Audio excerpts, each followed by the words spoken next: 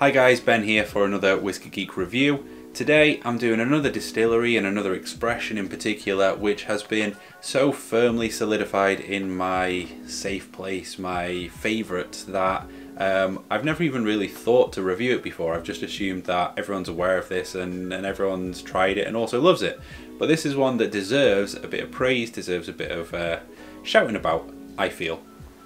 Glengoyne is another one of those distilleries that I have visited several times. It's fairly convenient, just north of Glasgow, and they make some cracking stuff. They were probably one of the first distilleries that I settled into really appreciating in a proper way, appreciating in a studious way, I guess.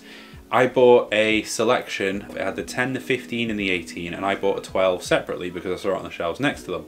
And I wanted to sit there and compare. You know, they all seemed fairly similar, made in a similar way. Glengoyne uses a lot of ex-sherry casks, so it's a similar maturation. And I wanted to see, early on this is in my whiskey journey, wanted to see what the kind of incremental change that age could make. So I had these minis and I did them side by side, and then I did them side by side with my dad, and the exercise of doing that was a lot of fun and helped solidify Glengoyne as a safe place to me. So the 12-year-old came out on top for me, similarly priced to the 10 at the time but much cheaper than the 15 and the 18.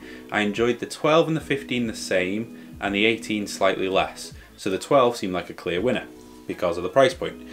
So I've had a few bottles of the 12 and I realised recently that they have changed the branding of the 12. They've gone away from these tubes and the whole range now is coming in boxes. So obviously we've got the 12-year-old age statement. It does also say it's naturally coloured from time and oak casks alone.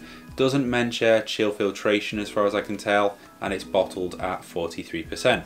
Now, as much as I would rather that things weren't chill filtered, naturally coloured and higher ABV, if a whiskey is presented in this way and it's still good whiskey, I don't feel the right to complain really. This is a good price point and it's a fairly consistent product, I've found. As for the natural colour, it's quite a crisp gold. I've got it down as a shade 7 or ice fine. So exploring that nose, straight away I get some crushed apple peel and some lemon citrus. There's a sugared barley and baked biscuits, it's wholesome. Fresh ginger and vanilla pods, kind of earthy, touching on walnuts almost. There's some subtle tannins to it, oaky and a touch of coconut husk and a white pepper prickle. But it's background prickle, it's not cloying in any way. This is very friendly and rich enough. Onto the palate. More fruits again, it's green grape, it's light, it's refreshing. More of that barley sugar, it's less sweet than the nose though. Touch more of that coconut husk, the hessian, the tannins, and it's getting a bit oaky, quite at the back of the palate, back of the tongue. There's an oakiness, bitter, dry. Now the finish is still on the fruity side of things, but the citrus has shifted more towards orange.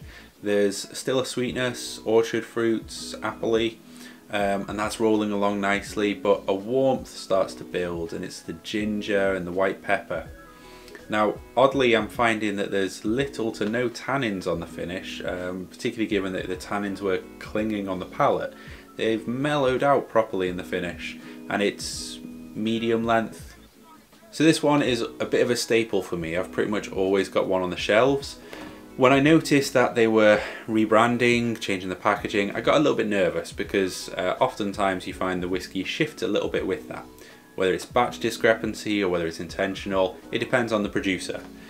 I've picked up a couple of bottles of the newer one, I've given a few away, tried it a couple of times. My initial impression from this bottle, granted I've not had much of it, is that it is different and not quite to my preferences. So what I'm going to do, I'm not going to touch this one, I'm going to let it sit at roughly that level. I'm going to take the newer bottle down to something similar and give it a couple of months to just mellow out and do a side-by-side comparison. Hopefully I'll find that the newer bottle shifts and balances and comes back to what I know and what I love.